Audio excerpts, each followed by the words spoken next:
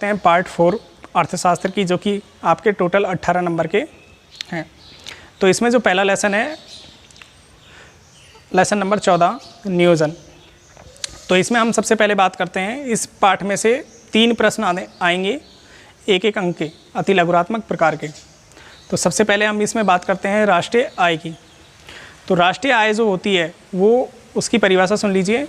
किसी एक वित्त वर्ष में, एक वित्त वर्ष का मतलब 1 अप्रैल से 31 मार्च तक, किसी एक वित्त वर्ष में उस देश के अंदर उत्पादित अंतिम वस्तुओं और सेवाओं के जो मौद्रिक मूल्य होता है उनका योग सकल घरेलू उत्पाद कहलाता है, और उन मूल्यों को ही राष्ट्रीय आय के नाम से परिभाषित किया जाता है। अर्थात एक वित्तीय वर्ष में उत्पादित जितने भी उत्पादित सामग्रियां हैं, चाहे वो वस्तुएं हों चाहे सेवाएं हैं, उन सेवाओं का जो अंतिम मूल्य है उनका योग तो सकल घरेलू उत्पाद कहलाता है, जिसे हम जीडीपी बोलते हैं, और उन मूल्यों को ही परिभाषित किया जाता है राष्ट्रीय आय के रूप में। तो राष्ट्रीय आय के कई नाम हैं, जैसे सकल घरेलू उत्पाद भी कहा जाता है, अनेक रूप हैं, जैसे सकल घरेलू उत्पाद भी कहा जाता है, सकल राष्ट्रीय उत्पाद भी कहा जाता है, शुद्ध राष्ट्रीय आय भी कहा जाता है इसे। अब हम बात करते हैं प्रति व्यक्ति आय की। तो प्रति व्यक्ति आय निकालने के लिए देश की राष्ट्रीय आय में उस देश की जनसंख्या का भाग दे दिया जाता है, उससे राष्ट्रीय आय उससे प्रति व्यक्ति आय निकल आती है। उसके बाद हम बात करते हैं राष्ट्रीय आय की गणना की। तो जो राष्ट्रीय आय की जो सबसे पहले गणना की गई थी वो 1868 में दादा भाई नौरोजी के द्वारा की गई थी। उसके बाद 1949 में, अगस्त 1949 में पीसी महालनोबिस के द्वारा राष्ट्रीय आय समिति का गठन किया गया। 1955 में एक संगठन बनाया गया, CSO केंद्रीय सांख्यिकी संगठन, जिसके द्वारा वर्तमान तक राष्ट्रीय आय की गणना का कार्य वही कर रहा है। अब हम बात करते हैं वित्त वर्ष की। जो एक वित्त वर्ष होता है उसकी अवधि होती है 1 वर्ष की, और उस अवधि की गणना की जाती है 1 अप्रैल से लेकर 31 मार्च तक। उसके बाद हम बात करते हैं अर्थव्यवस्था के क्षेत्रकों की। तो अर्थव्यवस्था के 3 क्षेत्रक होते हैं। सबसे पहला होता है प्राथमिक क्षेत्रक, जिसमें कृषि क्षेत्र या प्राकृतिक क्षेत्र आते हैं। दूसरा होता है द्वितीयक क्षेत्रक, जिसमें विनिर्माण उद्योग आते हैं। और तीसरा होता है सेवा क्षेत्रक या तृतीयक क्षेत्रक, जिसमें संचार, परिवहन, बीमा, बैंकिंग आदि सेवाएं आती हैं। तो सबसे पहले हम बात करते हैं प्राथमिक क्षेत्रक की। तो प्राथमिक क्षेत्रक होता है कृषि से जुड़ा हुआ, जहाँ से कच्चा माल प्राप्त किया जाता है। जैसे खेती करने से हमें क्या प्राप्त होता है, कपास प्राप्त होता है या फिर गन्ना प्राप्त होता है। उसके बाद दूसरा जो क्षेत्रक होता है द्वितीयक क्षेत्रक। तो द्वितीयक क्षेत्रक में गन्ने से चीनी बनती है, यानी विनिर्माण होता है, और कपास से बनता है कपड़ा या सूत। ये विनिर्माण उद्योग हो गया या द्वितीयक क्षेत्रक हो गया। तीसरा जो क्षेत्रक होता है वो होता है सेवा क्षेत्रक। सेवा क्षेत्रक का मतलब इन उत्पादों को आगे उत्पादन, जो ये उत्पादन हुआ है, इनका उत्पादन हुआ है, इनको उपभोक्ताओं तक पहुंचाना। वो होता है परिवहन के द्वारा संभव, संचार के द्वारा संभव, बीमा के द्वारा संभव और बैंकिंग के द्वारा संभव। इसमें ATM भी आते हैं, ई-मित्र भी आते हैं, इसमें इंटरनेट भी आता है, इसमें संचार के जो साधन हैं, टेलीफोन, मोबाइल फ़ोन, वो सारे आते हैं। और परिवहन के जो साधन हैं, चाहे वो रेलगाड़ी हो, चाहे वो बस हो, चाहे वो ट्रक वगैरह हो, ये सब इसमें तृतीयक क्षेत्रक में आते हैं। जो भारत की GDP है उसमें सबसे ज़्यादा योगदान इसी क्षेत्रक का होता है, तृतीयक क्षेत्रक का। उसके बाद हम बात करते हैं नियोजन की। तो नियोजन की जो अवधारणा है वो सबसे पहले सोवियत संघ ने अपनाई थी 1928 में। भारत में 1934 में एक लेखक हुए हैं M विश्वेश्वरैया, उन्होंने एक पुस्तक लिखी है प्लान्ड इकोनॉमी ऑफ इंडिया। उसमें नियोजन की तकनीक के बारे में उन्होंने ध्यान देने की बात कही है। उसके बाद पंचवर्षीय योजनाओं की गठन की बात चल रही थी आज़ादी के बाद। तो भारत में योजना आयोग का गठन पंचवर्षीय योजनाओं के लिए किया जाता है, जिसकी गठन हुआ है मार्च 1950 में। तो भारत में अब तक 12 पंचवर्षीय योजनाएं लागू की जा चुकी हैं। तो सबसे पहले जो पंचवर्षीय योजना लागू की गई थी वो 1951, 1 अप्रैल 1951 से 1956, 31 मार्च 1956 तक लागू की गई। दूसरी जो पंचवर्षीय योजनाएं हैं वो 1956 से 1961। तीसरी पंचवर्षीय योजना 1961 से 1966। उसके बाद 1967 और 1968 में कोई पंचवर्षीय योजना लागू नहीं की गई। उसके बाद 1 अप्रैल 1969 को चौथी पंचवर्षीय योजना लागू की गई, जो कि 1974 तक चली। उसके बाद 5वीं पंचवर्षीय योजना 1974 से लेकर 1979 तक। उसके बाद 1980 में एक पंचवर्षीय योजना और लागू की गई जो कि 1984 तक चली, और 1984 से लेकर 1989 तक पंचवर्षीय योजना चलाई गई। फिर उसके बाद 1990 1991 में कोई पंचवर्षीय योजना नहीं है। फिर 1992 से 1997, 1997 से 2002, 2002 से 2007 और 2007 से 2012 और 2012 से 2017, ये 12वीं पंचवर्षीय योजना है। वर्तमान में योजना आयोग को समाप्त करके 1 जनवरी 2015 को योजना आयोग को समाप्त कर दिया गया और उसका नाम बदलकर नीति आयोग कर दिया गया, जिसका जो अध्यक्ष होता है वो योजना आयोग की तरह प्रधानमंत्री होता है, और उपाध्यक्ष, पहले इसके उपाध्यक्ष अरविंद पनगड़िया थे, वर्तमान में इसके जो उपाध्यक्ष हैं वो श्री राजीव कुमार हैं, और जो CEO होते हैं मुख्य कार्यकारी अधिकारी वो अमिताभ कांत हैं। राष्ट्रीय आय किसी भी देश की आय को या GDP को गणना करने के लिए एक अच्छा सूचकांक नहीं है। इसके लिए एक अर्थशास्त्री हैं महबूब उल हक, उन्होंने एक सूचकांक बनाया जिसे मानव विकास सूचकांक के नाम से जाना जाता है। उसके बाद हम पाठ नंबर 15 की बात करते हैं, भारतीय अर्थव्यवस्था की प्रमुख विशेषताएं। इस पाठ में से 2 प्रश्न आएंगे और दोनों एक दूसरे के अथवा में होंगे, और एक प्रश्न जो होगा वो 4 अंक का होगा। इस पाठ में से सबसे पहले जो हम टॉपिक की बात कर रहे हैं वो है भारतीय अर्थव्यवस्था एक विकासशील अर्थव्यवस्था के रूप में। तो भारतीय अर्थव्यवस्था को एक विकासशील अर्थव्यवस्था माना जा सकता है क्योंकि इसमें निम्नलिखित विशेषताएं हैं। जो सबसे पहली जो विशेषता है वो ये है कि भारतीय अर्थव्यवस्था कृषि क्षेत्र पर अब निर्भर नहीं रही है, और वो निर्भर किस पर हो रही है, धीरे धीरे सेवा क्षेत्र पर हो रही है, या अर्थात ये कह सकते हैं हम कि प्राथमिक क्षेत्र पर निर्भर न होकर अब वो तृतीयक क्षेत्र की ओर निर्भर हो रही है।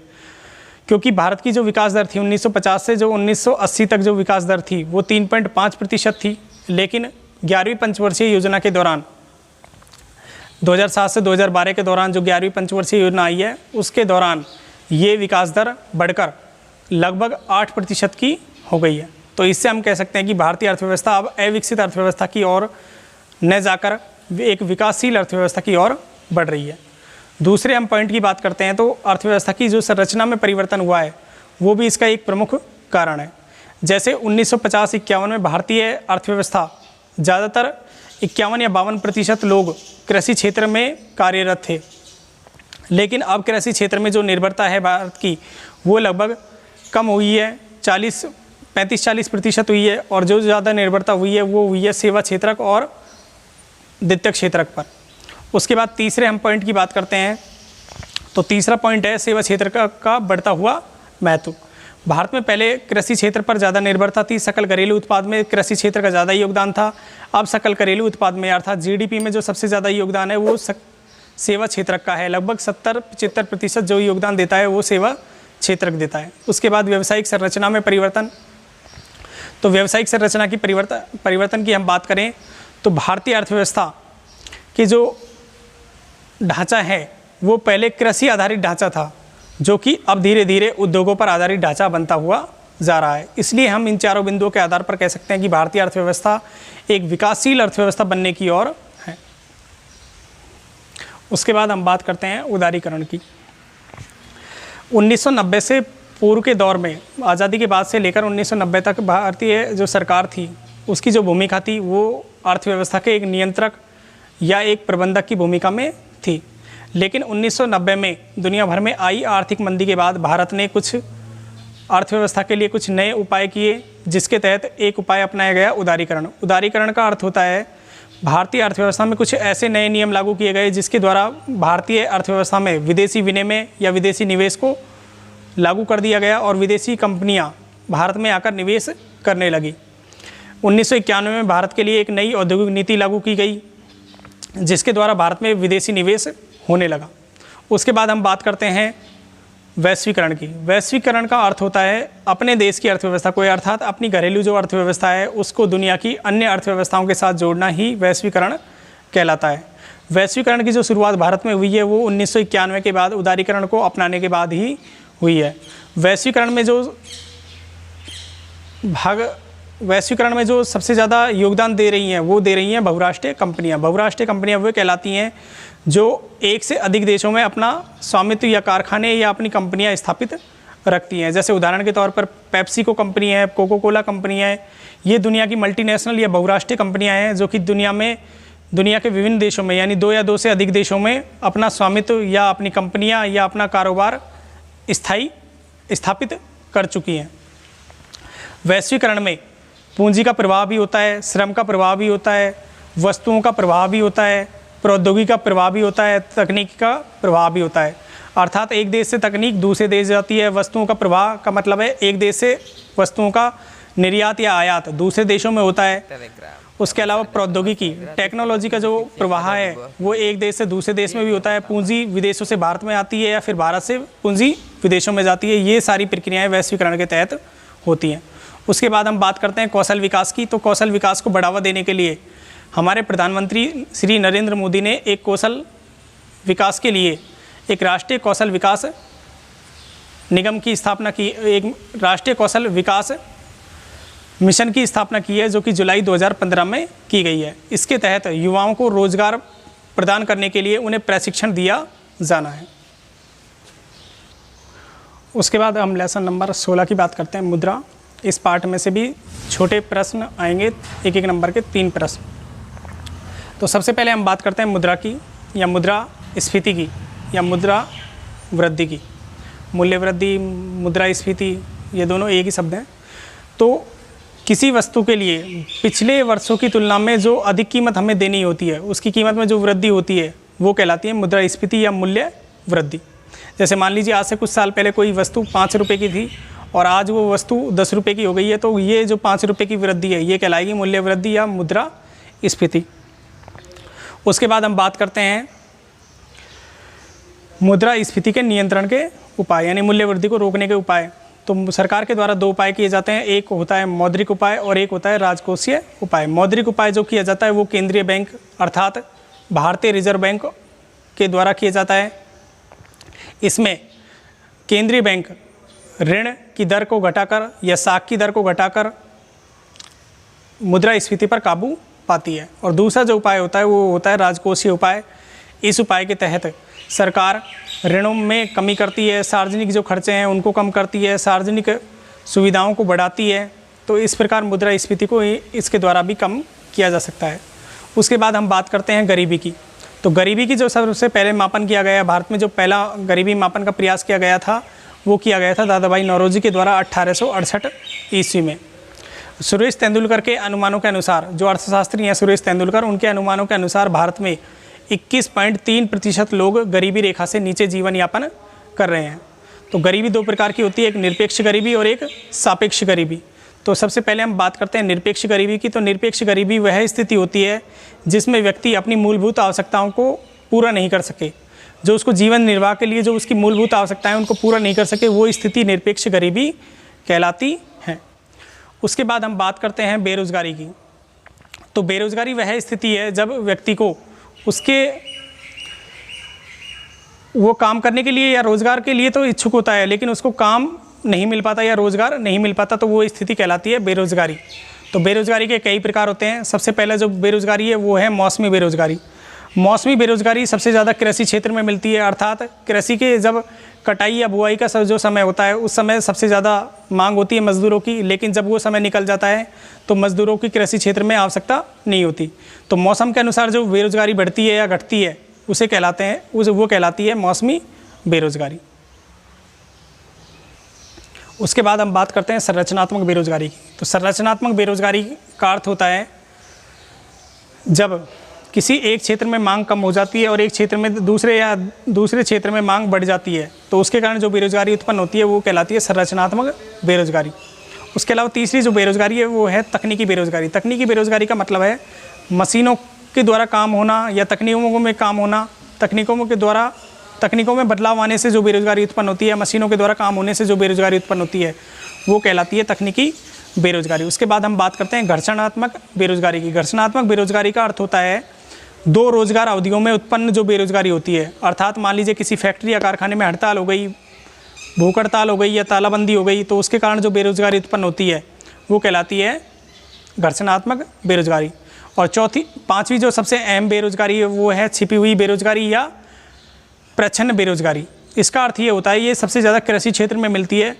जैसे मान लीजिए किसी व्यक्ति के पास 1 बीघा ज़मीन है, तो 1 बीघा ज़मीन में मान लीजिए 3 लोगों के काम करने की आवश्यकता होती है, और उस परिवार में मान लीजिए 6 सदस्य हैं और उनके पास 1 बीघा ज़मीन है, तो वो 6 लोग उस खेत या उस ज़मीन में लगे रहेंगे और काम करते रहेंगे। तो 3 जो व्यक्ति हैं वो प्रच्छन्न बेरोजगारी के अंतर्गत आते हैं, अर्थात वो काम तो करते हैं लेकिन वो छिपे हुए होते हैं। छिपे हुए का मतलब ये है कि उस ज़मीन में 3 लोगों की आवश्यकता है काम करने की और वहाँ पर काम कर रहे हैं 6 लोग, तो 3 लोग जो अतिरिक्त हैं वो प्रच्छन्न बेरोजगारी या छिपी हुई बेरोजगारी के अंतर्गत आते हैं। लेसन नंबर जो 17 है वो है मुद्रा। इस पाठ में से एक प्रश्न आएगा 4 अंक का, तो सबसे इस 4 अंक के प्रश्न में एक अथवा वाला प्रश्न भी होगा। तो सबसे पहले हम बात करते हैं मुद्रा के बारे में। तो मुद्रा को अंग्रेजी में करेंसी या मनी के नाम से भी जाना जाता है, और मोनेटा जो शब्द है उससे इसकी उत्पत्ति हुई है। भारत में जो मुद्रा है, करेंसी है, उसको रुपया कहा जाता है। और रुपये जो भारत में सबसे पहले जो रुपया चलाया वो चलाया था एक सूर साम्राज्य का शासक था, शेरशाह सूरी। उसने भारत में 8 नवंबर 2016 को प्रधानमंत्री श्री नरेंद्र मोदी के द्वारा नोटों का विमुद्रीकरण किया गया था, जिसमें 500 और 1000 के नोटों को बंद कर दिया गया था। उसके बाद अब बात करते हैं हम वस्तु विनिमय प्रणाली की। मुद्रा में ही होती है वस्तु विनिमय प्रणाली। वस्तु विनिमय प्रणाली का मतलब होता है वस्तु के बदले दूसरी वस्तु लेना, अर्थात वस्तुओं का आदान प्रदान। मान लीजिए किसी एक व्यक्ति को एक दूसरी वस्तु की आवश्यकता है और दूसरे व्यक्ति को एक और व्यक्ति को और दूसरी वस्तु की आवश्यकता है, यानी जो पहले व्यक्ति को दूसरे व्यक्ति की वस्तु की आवश्यकता है तो दूसरे व्यक्ति को मान लीजिए पहले व्यक्ति की वस्तु की आवश्यकता है, तो दोनों व्यक्ति आपस में आदान प्रदान कर लेंगे वस्तुओं का। ये जो प्रणाली कहलाती है, ये प्रणाली कहलाती है वस्तु विनिमय प्रणाली। और इस प्रणाली में मुद्रा की आवश्यकता नहीं होती। और मुद्रा विनिमय का मतलब होता है कि मुद्रा देकर कोई और वस्तु खरीदना या वस्तु देकर मुद्रा लेना, उसे कहेंगे मुद्रा विनिमय। और वस्तु के बदले वस्तु लेना वो कहलाएगा वस्तु विनिमय प्रणाली। उसके बाद हम बात करते हैं साख या ऋण की। तो साख या ऋण के 2 स्रोत होते हैं, एक होता है संस्थागत स्रोत और एक होते हैं गैर संस्थागत स्रोत। जो संस्थागत स्रोत होते हैं वो सरकार या पंजीकृत संस्थाएं होती हैं, सरकार के द्वारा पंजीकृत होते हैं, सरकार के द्वारा अधिकृत होते हैं, जैसे केंद्रीय बैंक होती हैं, वाणिज्यिक बैंक होती हैं ये। और गैर संस्थागत जो स्रोत होते हैं ये सरकार के द्वारा पंजीकृत नहीं होते, ये लोगों से मनमाना ऋण या ब्याज दर वसूल करते हैं, जैसे देसी बैंकर हुआ, साहूकार हुआ, जमींदार हुआ, चिटफंड हुआ, स्वयं सहायता समूह हुआ, ये गैर संस्थागत में ही आते हैं। तो सबसे पहले हम बात करते हैं वाणिज्यिक बैंक की। तो वाणिज्यिक बैंक के 3 काम होते हैं। सबसे पहला होता है जमाएं स्वीकार करना, दूसरा होता है जमाएं वापस लौटाना यानी पैसा निकालना बैंक में से, और तीसरा होता है ऋण देना। तो जमा कराने का मतलब ये होता है कि अगर किसी व्यक्ति के पास एक्स्ट्रा पैसा है, अतिरिक्त पैसा है, तो वो बैंक में जाकर उसको जमा करा सकता है। उसके बदले में उसको बैंक के द्वारा एक नियत ब्याज मिलता रहता है। उसके अलावा अगर आपका पैसा बैंक में जमा है तो उसको आप निकाल भी सकते हो, वो है जमाओं को निकलवाना। और तीसरा जो बैंक का काम होता है वो होता है ऋण प्रदान करना। यदि किसी व्यक्ति को ऋण की आवश्यकता है, लोन की आवश्यकता है, साख की आवश्यकता है, तो वो बैंक जाकर कुछ निश्चित ब्याज दरों पर बैंक से ऋण ले सकता है। उसके लिए बैंक कुछ गिरवी भी रखेगा। उसके बाद हम बात करते हैं गैर संस्थागत स्रोतों की। जैसा कि मैंने पहले बताया, ये स्रोत सरकार के द्वारा पंजीकृत नहीं होते हैं और मनमानी ब्याज दर वसूल करते हैं और मनमाना ब्याज वगैरह लगाते हैं। तो जैसे सबसे पहला मान लीजिए जो सबसे पहला गैर संस्थागत स्रोत है वो है देसी बैंकर। देसी बैंकर सरकार के द्वारा पंजीकृत नहीं होते, ये बैंक की तरह ही काम करते हैं, लेकिन इनकी जो ब्याज दर होती है वो मनमानी होती है। दूसरा हम बात करें साहूकार की, तो साहूकार भी लोगों का इसी तरीके से शोषण करते हैं। वो कुछ सामान को गिरवी रखकर लोगों को उधार देते हैं या ऋण देते हैं, और जो उनकी ब्याज दर या ब्याज देने का जो कर होता है वो अपने मनमाफिक लेते हैं। तीसरा जो गैर संस्थागत स्रोत है वो है स्वयं सहायता समूह। उसके बाद स्वयं सहायता समूह आता है। स्वयं सहायता समूह में 15 से 20 लोग इकट्ठे होकर अपनी जमाएँ जमा करते हैं। और ये जमाएँ 25 रुपये से लेकर 100 रुपये से लेकर अधिक से अधिक कितनी भी हो सकती हैं। इसके तहत अगर किसी इन्हीं स्वयं सहायता समूह के जो व्यक्ति होते हैं, 15-20 व्यक्ति होते हैं, उनको अगर किसी को कर्ज की ज़रूरत होती है तो वो इसी समूह से कर्ज लेता है। और जो कर्ज की जो दर होती है, ब्याज की जो दर होती है, वो साहूकार की तुलना में बहुत कम होती है। तो इसी कर्ज से वो अपने घर के काम, जैसे मान लीजिए पशु खरीदना है या फिर मकान बनाने के लिए उसे कर्ज लेना है या फिर व्यापार के लिए जो कर्ज लेना है, तो वो अपने छोटे छोटे काम इसके द्वारा, स्वयं सहायता समूह के द्वारा दिए गए कर्ज के द्वारा पूरा कर सकता है। अगला जो लेसन है वो है उपभोक्ता अधिकार और कर्तव्य। इस पाठ में से एक प्रश्न आएगा लघुरात्मक प्रकार का, 4 अंक का होगा जो। तो सबसे पहले हम बात करते हैं उपभोक्ता की। तो किसी वस्तु को खरीद कर या क्रय कर उसका उपयोग करना, उसे प्राप्त करके उसका उपयोग करना ही उपयोग करने वाला व्यक्ति कहलाता है उपभोक्ता। तो उपभोक्ता, सबसे पहले हम बात करते हैं उपभोक्ता शोषण की। तो उपभोक्ता का शोषण कई प्रकार से होता है। जैसे उसे उस उत्पाद से संबंधित जानकारी प्राप्त नहीं होती है, पूरी जानकारी प्राप्त नहीं होती है। उस वस्तु पर जो लिखित जानकारी होती है उस पर व्यक्ति विश्वास कर लेता है और बाद में अपने आप को ठगा हुआ महसूस करता है। या फिर उस वस्तु का वो बिल प्राप्त नहीं करता, तो बाद में अगर मान लीजिए उसमें कोई समस्या आती है तो उस स्थिति में वो वस्तु वापस नहीं हो पाती, गारंटी वारंटी उसकी नहीं हो पाती। या फिर जो बड़े बड़े उद्योगपति हो या व्यापारी होते हैं, उनको राज्य सरकारें या केंद्र सरकारें फेवर करती हैं, उसकी वजह से भी उपभोक्ता का शोषण होता रहता है। उसके बाद हम बात करते हैं उपभोक्ता के कर्तव्यों की। तो उपभोक्ता को शोषण से बचने के लिए कुछ कर्तव्य होते हैं उपभोक्ता के, उनका पालन करना चाहिए। जैसे किसी भी वस्तु को खरीदने से पहले उस वस्तु की ढंग से जांच कर लेनी चाहिए। दूसरा, उस वस्तु को खरीद कर उसका बिल प्राप्त कर लेना चाहिए। नंबर 3, उस वस्तु की सही जानकारी लेनी चाहिए। या अगर उस वस्तु के कोई प्रकार उपलब्ध हैं या उस सेवा के प्रकार उपलब्ध हैं तो उन सारे प्रकारों या सेवाओं की जानकारी लेकर फिर ही सही वस्तु का चयन करना चाहिए। और अगर किसी प्रकार का कोई शोषण हुआ है उपभोक्ता का, तो उसे फिर उपभोक्ता अदालत, पहले तो उसे दुकानदार से शिकायत करनी चाहिए, और अगर दुकानदार उसकी शिकायत को नहीं सुनता है तो उसके बाद उसको उपभोक्ता न्यायालय के पास जाने का अवसर होता है। उसके बाद हम बात करते हैं उपभोक्ता का अगर शोषण हुआ है तो उपभोक्ता न्यायालय के बारे में जो बता रहा था उसके बारे में। तो उपभोक्ता संरक्षण अधिनियम 1986 के तहत भारत में कई प्रकार की अदालतें स्थापित की गई हैं, उपभोक्ता न्यायालय स्थापित किए गए हैं। जैसे राजस्थान में 2 प्रकार के न्यायालय स्थापित किए गए हैं, एक राज्य स्तर पर जो जयपुर में है और एक जिले स्तर पर जो कि प्रत्येक जिले में स्थित होता है उपभोक्ता न्यायालय। उसके बाद हम बात करते हैं सूचना के अधिकार की। तो सूचना का जो अधिकार है वो संसद के द्वारा 15 जून 2005 में पारित हुआ था और पूरे देश में इसे अक्टूबर 2005 में लागू कर दिया गया था। इस अधिकार के तहत कोई भी व्यक्ति किसी भी प्रकार की सूचना सरकारी विभागों से या निजी विभागों से मांग सकता है। इसके लिए उसे एक निर्धारित प्रपत्र पर आवेदन करना होगा और 10 रुपये इसका शुल्क निर्धारित है। अगर किसी सूचना में अगर पृष्ठों की संख्या अधिक है तो 2 रुपये प्रति पृष्ठ के हिसाब से उसे अतिरिक्त शुल्क भी देना होता है। सीडी या फ्लॉपी में उस सूचना की मांग करने पर 50 रुपये प्रति सीडी या फ्लॉपी के हिसाब से उसे अतिरिक्त शुल्क देना होगा।